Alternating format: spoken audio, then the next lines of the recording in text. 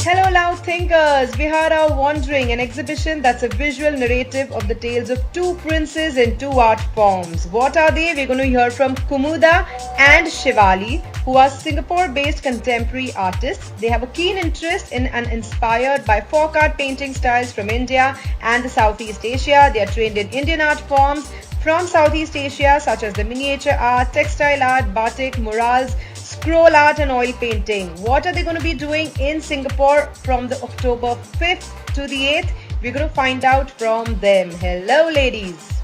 Hello. Glad to have both of you here on letsthinkaloud.com. Thank you. We're glad to be here too. Great. So, Vihara Wandering, tell us, what is it about?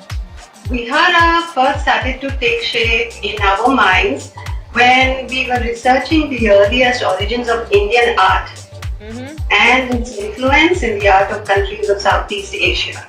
And being like-minded trained artists and wanting to create an awareness and appreciation of Indian art, we came together to create an organization named Stroke Arts. And our exhibition Vihara is a culmination of the effort of almost 4 years of work, and it consists of 2 series of paintings.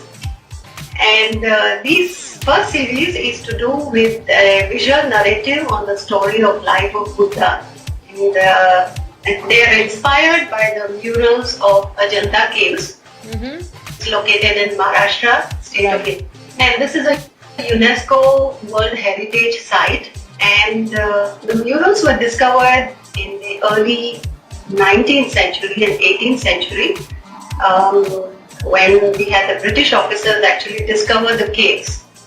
And caves had a treasure trove of Indian art where there was a lovely array of beautiful mural paintings that stayed intact, and when they did the dating, they almost dated back to around 5th century BCE.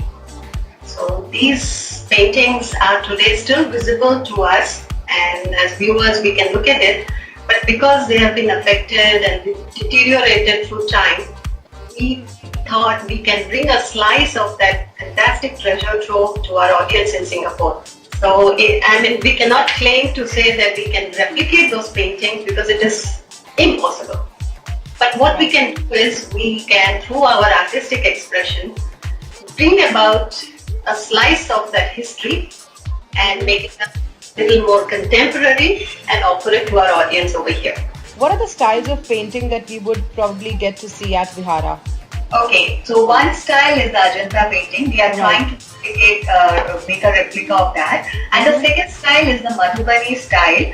And the second story is all about the Ramayana. And Ramayana is two stories very famous in Southeast Asia. So what we have done is we have done the full Madhubani, like full Ramayana painting in a Madhubani style.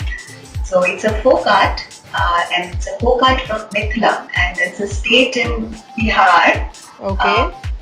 So it's a very small village called Mithila, and they are very famous because of this Madhubani style. So we have taken that Madhubani style to make the style of Ramayana.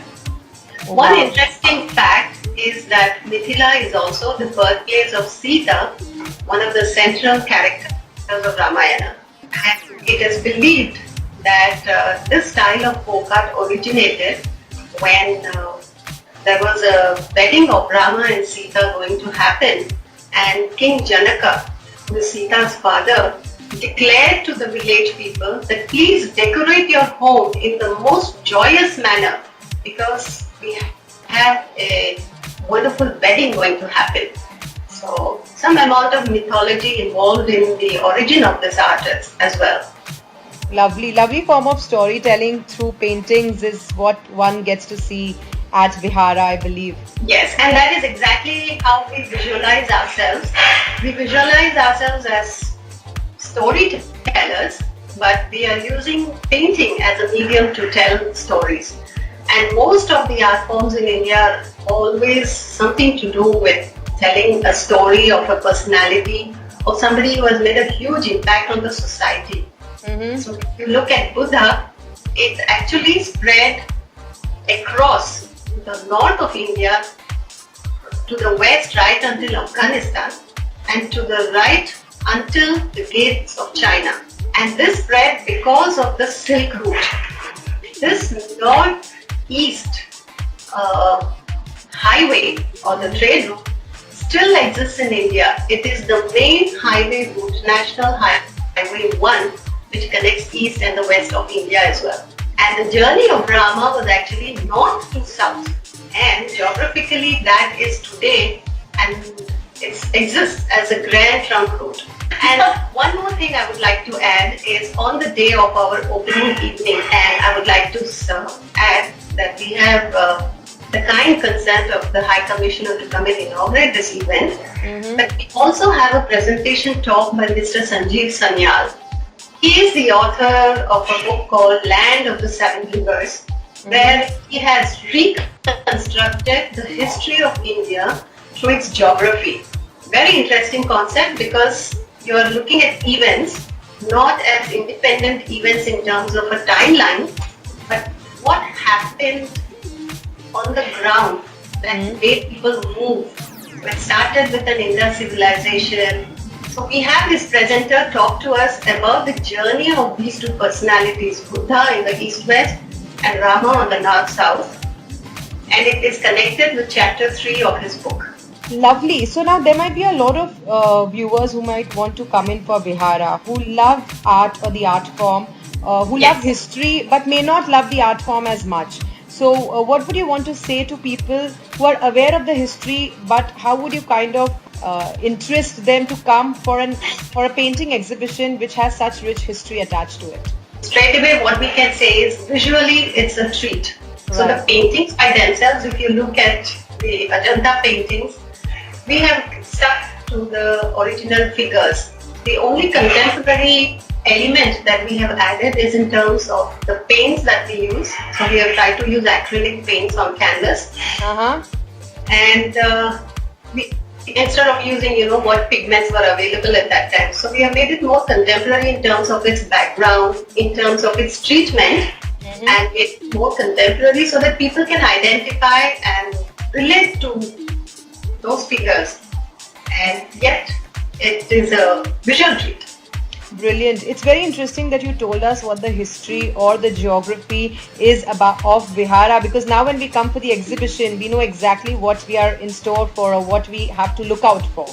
Correct. So, and there will also be pointers, and there will be write-outs placed next to each of the paintings which tell a story, because each painting is a story in itself, and each one is a scene from a story. So yes, it by itself, without the story, it's still beautiful. But if you read the story, so much more connection, and you feel, yes, this is wonderful.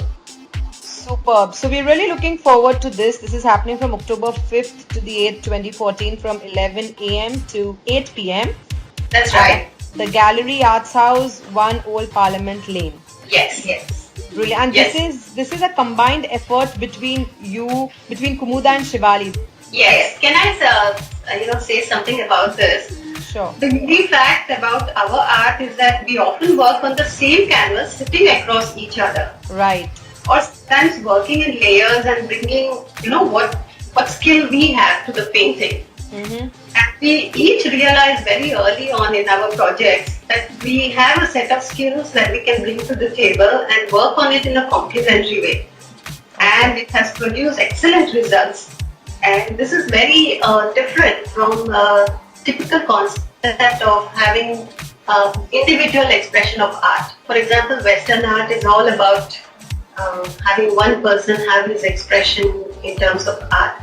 But most projects in India, including the Ajanta cave paintings, were community efforts. There were 2 or more artists working on the same space. Right. So, having somebody encroach on your private space is itself very discomforting. But you also realize that when 2 people come together and you understand what has to be achieved, and there is harmony in the artwork, doing the artwork itself. The result is a different thing, but process is also very important. You must enjoy doing it as much as you enjoy viewing it. Fabulous. We're really looking forward to this very arty amalgamation of art by Kumuda and Shivali happening in October. But thank you so much to the two of you. All the very best for this very unique exhibition. And unique I say because, like you rightly mentioned, it's by the two of you on a single canvas, which is so exciting to watch. Thank you so much for offering this opportunity to put across. We have so much to say. But thank you so much for talking to letsthinkaloud.com. Thank you.